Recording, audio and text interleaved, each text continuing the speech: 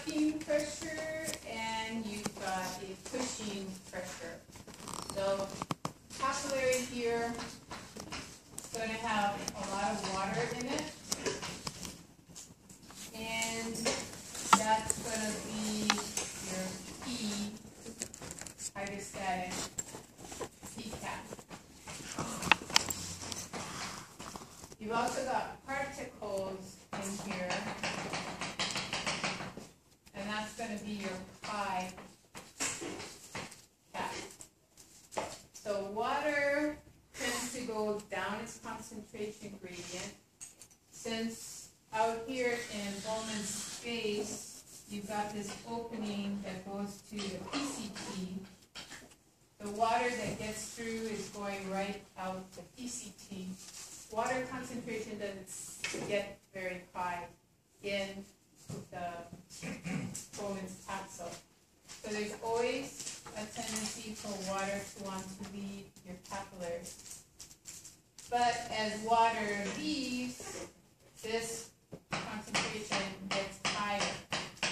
So you're always going to have some water out here that hasn't gotten out of into the proximal pulmonary tubule yet. So you've got a water gradient that will go back, especially if the water concentration in your capillaries goes down due to filtration. So out here, we've got a P, you can call it Bowman's space or Bowman's capsule or glomerular capsule. You can call it BS if you want a Bowman's space, something like that. The Bowman's capsule, glomerular capsule, Bowman's space. That's a pressure gradient for water to re-enter the capillary. You also have, with the water, some particles coming through, and they're going to make it all the way through all the barriers and get into Bowman's space. So that particulate matter keeps the water flowing out. It builds up a small back pressure that's oncotic, that's your particulate matter, and that's your oncotic pressure in Bowman's capsule or Bowman's space or glomerular capsule, whatever you want to call it. So up here in your book, yay, it uses the good physiologic method of explaining what works together. The particulate matter that's out here is decreasing water concentration. So it's working with the hydrostatic forces in the capillary. So add those things together, put a bracket around them. So P cap plus pi, in this case Bowman's capsule. These two add together and favor filtration. The oncotic pressure, the particulate concentration in the capillaries, though that's favoring water going back into the capillary. So E, Bowman's capsule, and oncotic pressure in the capillary, those work together. So add them together, whatever their numbers are, put a bracket around them, and then see what the difference is. Is filtration exceeding reabsorption here, or is it less than reabsorption? And again, if this is positive, if P cap plus pi BC is greater than pi capillary plus the hydrostatic forces in Bowman's capsule, you end up with a positive number, then you're favoring filtration. If you end up with a negative number, you are favoring reabsorption. You only have to do it once. You don't have to do it the arterial end and the venous end because it's arterial at both ends. So all you have to do is in the middle, calculate negative ones. So it's a little bit easier than vascular system. So P-cap plus pi BC, or Bowman's capsule, use the old term, that's what your book is using, minus the hydrostatic pressure in Bowman's capsule plus the oncotic pressure in your blood vessels. And if you get a positive number, you're favoring filtration. If you get a negative number, you're favoring reabsorption.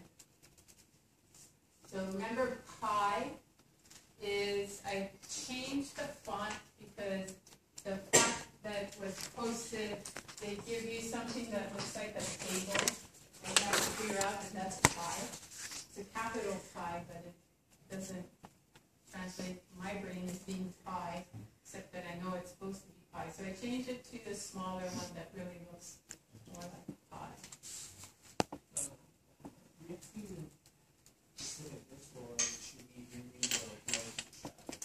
Just look at this. Don't read the whole blood chapter.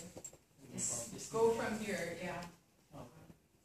So you can draw that out for yourself many times till you get the equation understood. So you have the filtration that's coming out of water.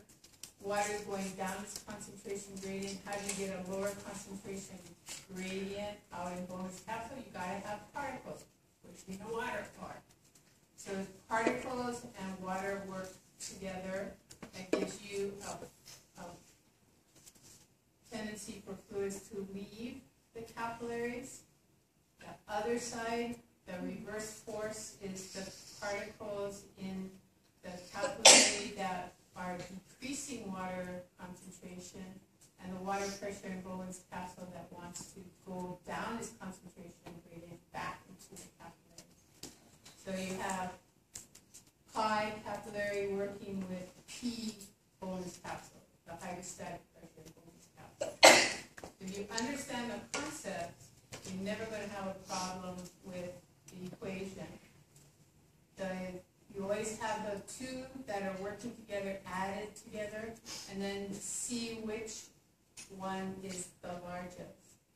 And if you get a positive answer, if your P cap plus pi Bowman's capsule is greater than pi cap plus P Bowman's capsule, then you're favoring filtration. And you have a positive number. The number is negative if P Bowman's capsule plus pi in the capillary is greater than the filtration side of the equation. The number will be negative, and water will be going back into the capillary as opposed to out into the Bowman's space. So you're probably thinking, so never going to happen that things go back into the blood from Bowman's capsule because you got this fluid and solute going into proximal convoluted tubule. It's always disappearing. If you're a guy, you're going to get prostatic hypertrophy, and that means your bladder's not going to empty as efficiently, and fluid's going to build back up into the kidney and through the nephron and back into Bowman's space, and it's going to interfere with things getting filtered, but it's going to favor reabsorption. So there are scenarios where you have the reabsorption being favored against the filtration. So guys, get your prostate checked for hypertrophy and also for cancer. So get your PSA, your prostatic specific antigen check as well. All guys, you're going to get tissue hypertrophy down there. You're going to get some form of cancer. You just hope that you have the genetics where everything progresses really slow. Develops later and doesn't get to be serious. But all guys are going to have it. So, sorry. Sorry, What's that? I don't have to give birth. I'm be all right. Yeah. You don't have to give birth, you're fine. Okay. So you filtration. How do you do that? Well, you have pressure in the capillaries that you can alter. If you dilate upstream and constrict downstream, you build up more pressure in these capillaries and you increase the likelihood that you're going to get things filtered. If you have the plasma oncotic pressure going up for some reason, then that would suck fluids back at the glomerulus. You have to get pretty darn dehydrated for that to happen. But if you do get really, really dehydrated, then filtration is fluid's not going to go out, but water's going to come back. So that would decrease filtration. You could also have the hydrostatic pressure increase there. So that's the prostatic hypertrophy or prostate cancer scenario.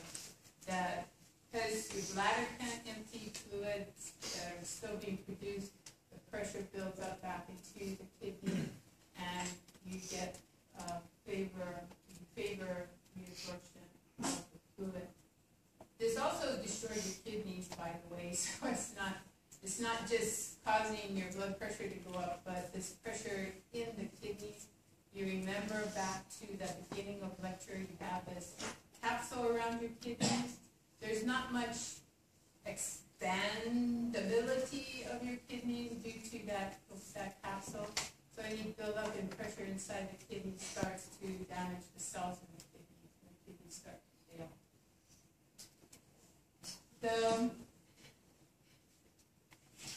The higher the pressure, the more filtration. Lower the pressure, the less the filtration is going to be. Higher the opposing, you can have the oncotic forces go up and favor reabsorption.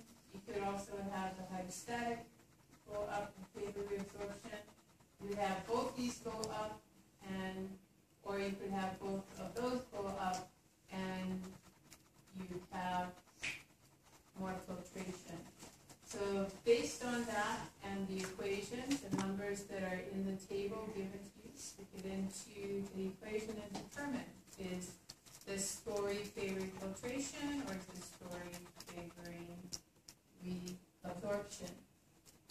So your kidneys have a wonderful ability to maintain glomerular filtration at 125 milliliters per minute, as long as your blood pressure, your systemic blood pressure is between 80 and 180 millimeters mercury. So this is your mean arterial pressure. So mean arterial pressure, oh my God, what is that again? Mean arterial pressure, huh? Okay, so you're gonna look at your diastolic pressure plus 1/3 of your pulse pressure, and that's going to give you mean arterial pressure. So if this mean arterial pressure is between 80 all the way up to 180 millimeters mercury pressure, blood pressure, your kidneys will keep your glomerular filtration rate equal to, this will be auto regulating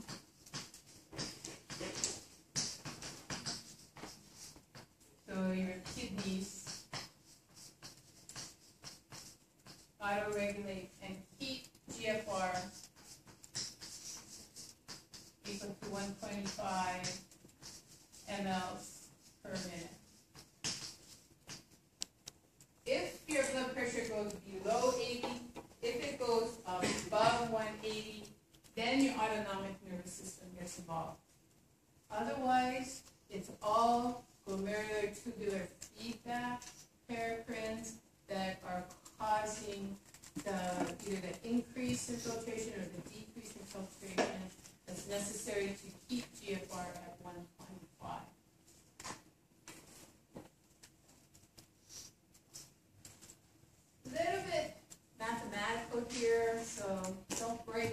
about this, get the concept. We have a filtration coefficient, KF, that takes into consideration the surface area that is allowing filtration to occur. So your net filtration pressure times the surface area for filtration is what's going to determine how much is filtered at the glomerulus.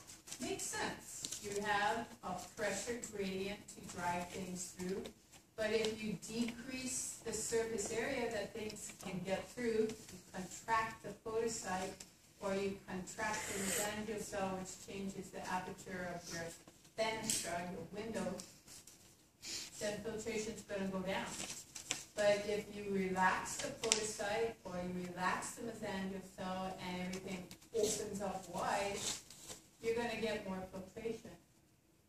So people see KF and they choke. Oh my God, what's that? It's a concept. That's all you have to think about is the concept of whether the surface area is going up or going down and what that logically is going to do to filtration.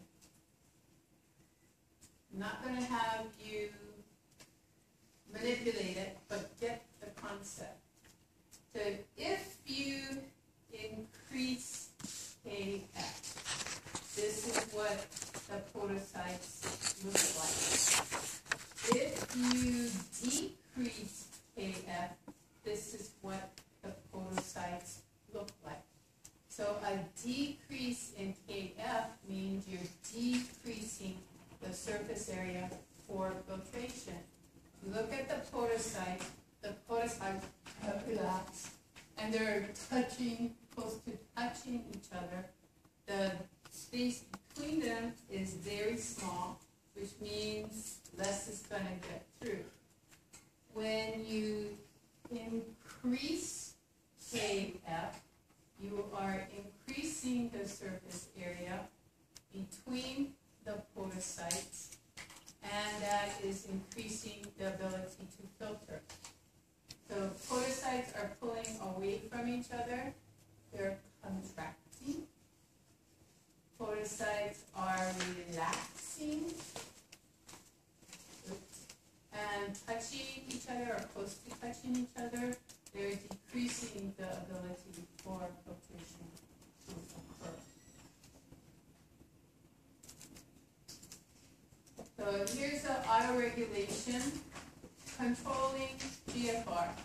As long as your systemic blood pressure, your mean arterial pressure, is between 80 and 180, your kidneys are capable of internally, that's what auto means, self-regulating their filtration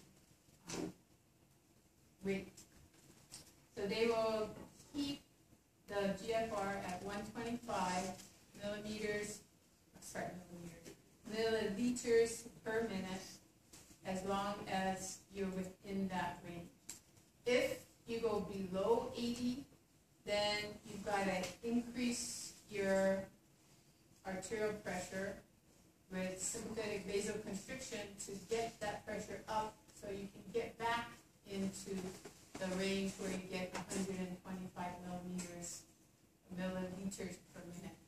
If you're above 180, your sympathetic nervous system has to vasodilate, so your blood pressure drops so that you don't have all this hydrostatic force for filtration, so your GFR can go back down into the normal range of 1.5 milliliters per minute.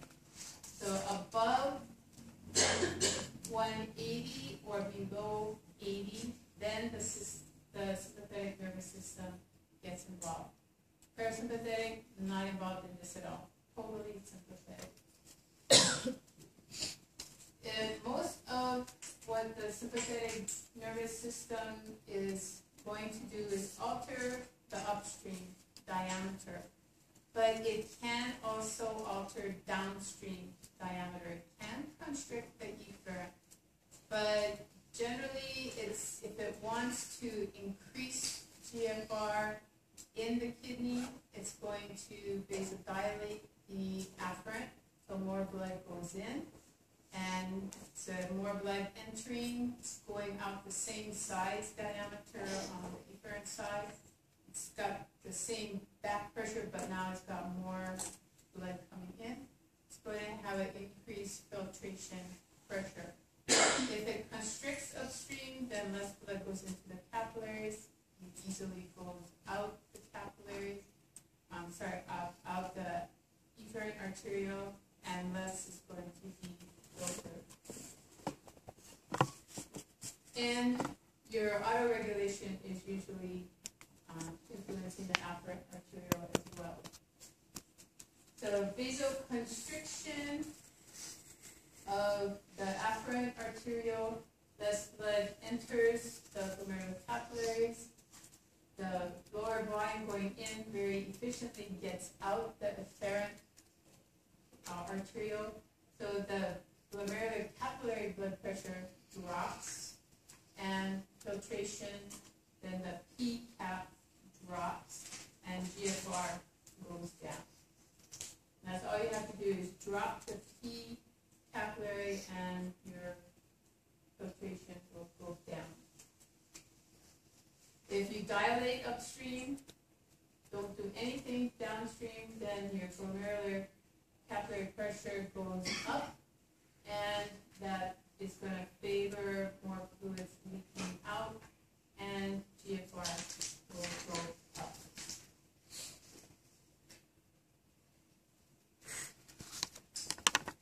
So myogenic, if you stretch, does not that open calcium channel? Do calcium molecules come in from the ECF? Yes, they do. What do? In smooth muscle, they activate the myosin-light chain kinase. You get actin and myosin interacting, smooth muscles contract. So you stretch the smooth muscle, then it will end up contracting. That's myogenic mechanism. So if you have a high volume of blood coming into the afferent arteriole, it will stretch and then constrict right behind that large volume. So for a short period, GFR goes up, but then you get smooth muscle constriction, and then you're going to have GFR go back to normal. So auto-regulation. So it's self-regulating. High volume comes in, high pressure comes in, causes vasoconstriction shortly thereafter, and your GFR goes back to normal. Then you have tubuloglomerular feedback. So you have this large volume going through and going past the macula densa. What is the macula densa see? High solute concentration, high water concentration. It's going to decrease renin release, which will decrease the release of aldosterone and ADH. And so that large volume will go out in the urine and disappear from any effect it's having on the kidney. So you've got two things that are going on. You have a high blood going into the afferent arteriole, and you get vasoconstriction after that. That high volume, that high GFR is going to inhibit the release of renin, which will turn off angiotensin and aldosterone, which will decrease reabsorption of sodium and water reabsorption, and that volume will go out in the urine. So you've got these two mechanisms. If the volume goes down, then your tubular feedback, your tubular glomerular feedback will work in the opposite direction. You'll increase the renin release, you'll increase aldosterone's action to reabsorb sodium, and the ADH will be released in higher concentration, and more water will be reabsorbed. So again, your blood pressure will be maintained, and your filtration pressure will go back to the normal, and you have auto-regulated again. So what you're doing is you're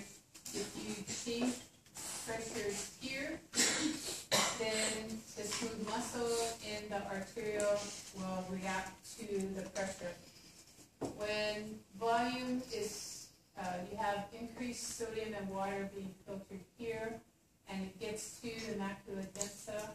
Then the macula densa will respond to that increased sodium and water and send paracrines over here to influence these granular cells that they're called granular cells because they contain the granules of renin enzyme in them.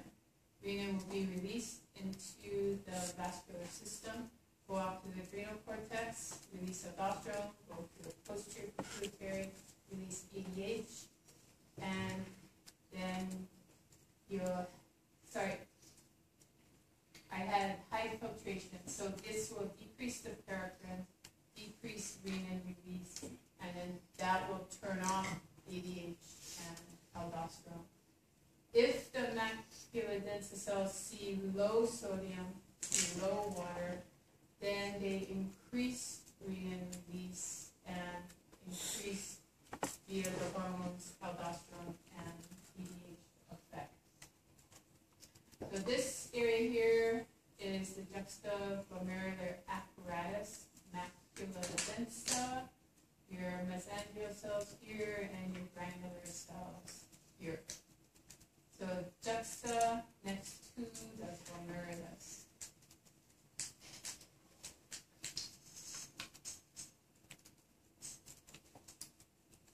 So tubular reabsorption, it's selective.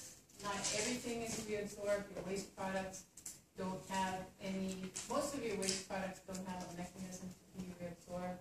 Interesting, urea is only 50% excreted because it is reabsorbed at the end of your collecting duct, just before you can't do anything further to the urine, to the filtrate, and it becomes urine.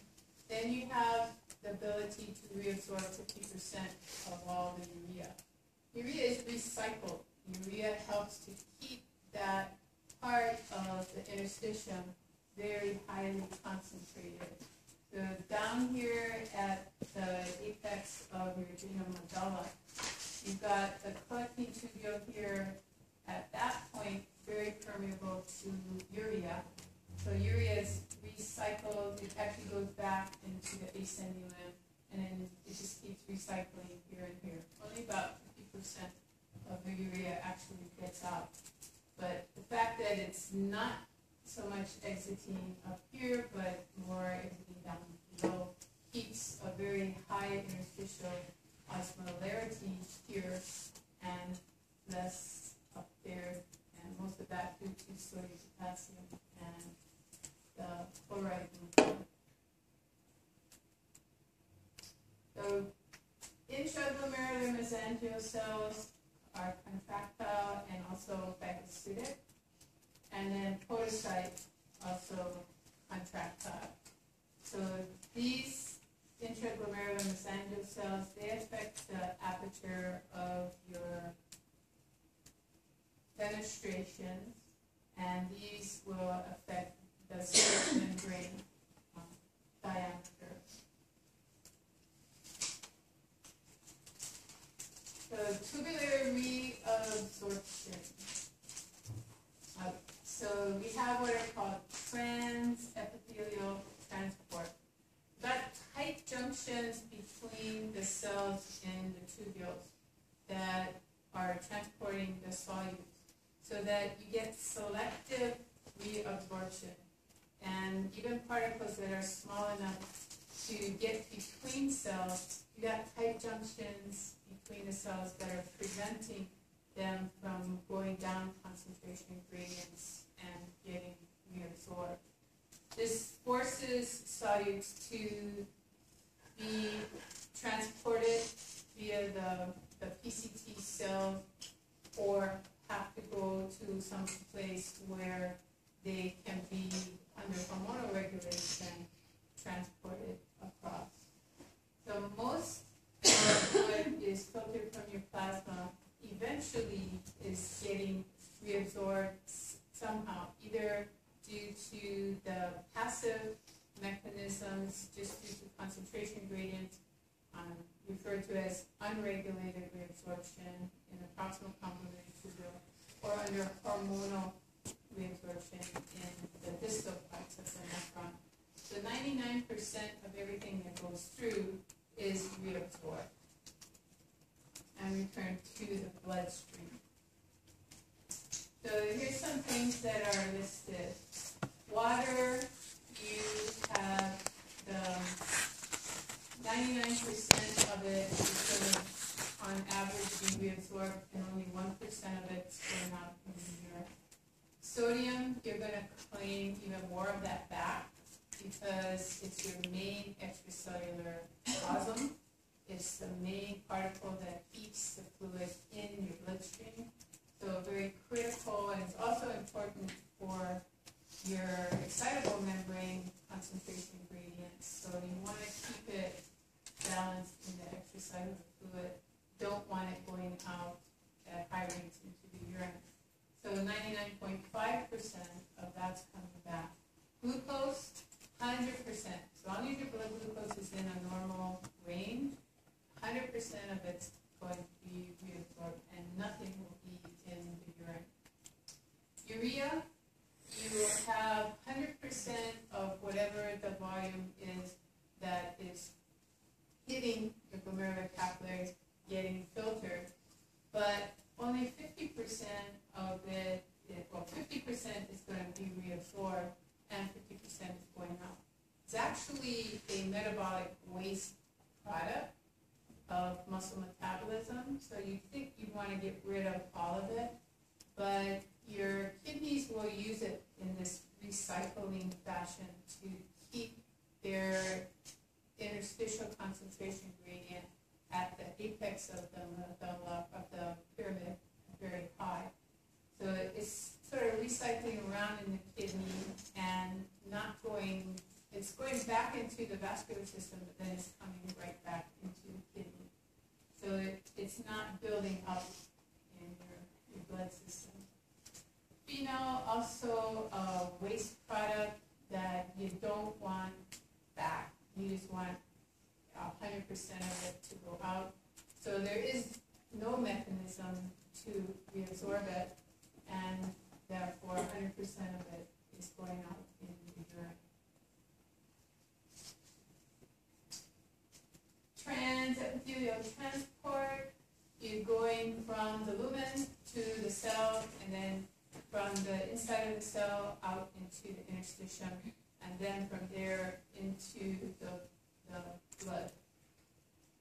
So you've got to have some mechanism for the transport via passive, facilitated, or active transport apically to go from the lumen, the apical or luminal membrane into the cell. Once you get into the cytosol, then you have to have a mechanism to get out. Maybe the cell already has a mechanism like the sodium potassium ATPase. So if it gets sodium in apically, it goes out via the ATPase. Other things, you might have to have specialized transporters on either on the basal side of the cell or the opposite of the luminal side, or on the lateral side, so lateral membrane. And once it gets out of the cell, it's in the interstitial fluid, and then you still need to get it transported into the plasma. So that may be, again, due to penocytosis or endocytosis, and then exocytosis on the other side, and that would be transcytosis. If you're not familiar with those terms, go back and review those terms. So you've got your luminal, your tubular lumen, junctions that are preventing any movement of solute or water between cells. That forces everything to go through the apical plasma membrane called the luminal membrane. Once it gets into the cytosol, it can go out laterally or it can go out basally. And it may need to also be transported out if it's going against the concentration gradient.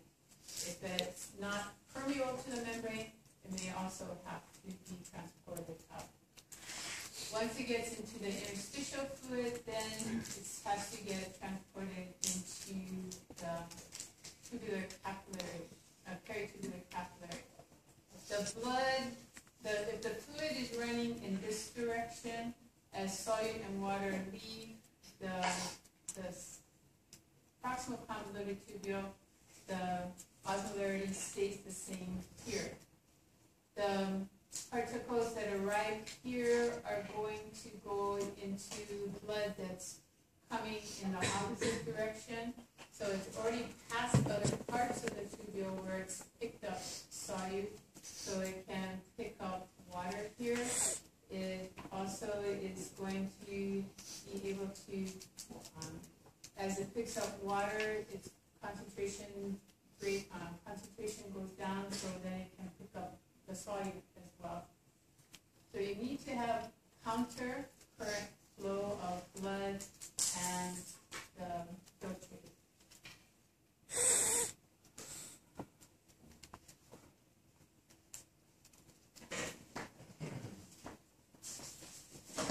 Okay, one more video, then we'll quit for today.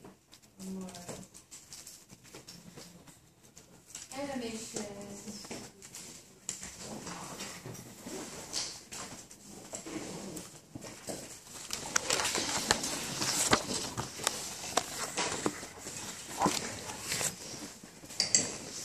Tubular reabsorption occurs in the proximal tubule. Ions and water are small enough to move into the nephron. However, these substances are required by the body and are therefore removed. Sodium pumps lie at the outer surface of cells of the kidney tubule, the surface that faces the interstitial fluid. Sodium ions move from the filtrate into the tubule cells. The sodium pumps actively transport the ions into the interstitial fluid.